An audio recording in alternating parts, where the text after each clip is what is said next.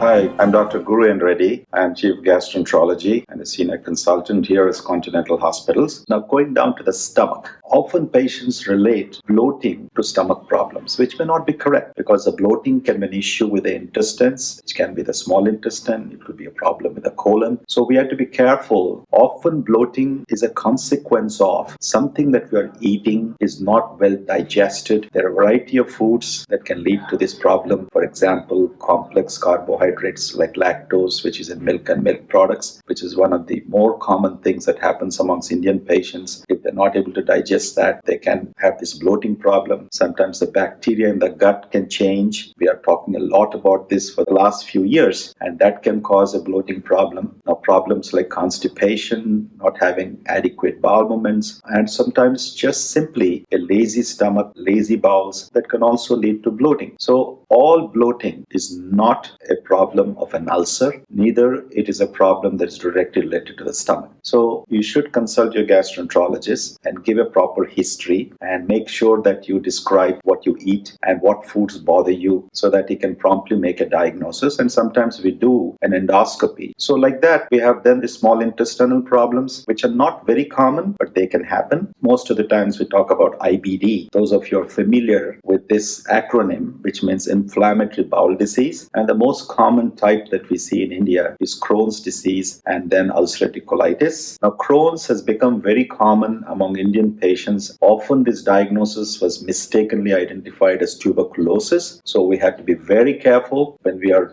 trying to make a definitive diagnosis that we are not missing Crohn's or mislabeling this as TB and unnecessarily treat this patient for a 9-month anti-TB regimen. So there are a lot of sophisticated diagnostic tests, and we use our, again, endoscopy in the form of colonoscopy or in the form of capsule study of the small intestine. These diagnostic tests have been made extremely easy in today's world, and if it's properly done by good specialists, we can quickly make a diagnosis and help the patient in our ability to start the treatment.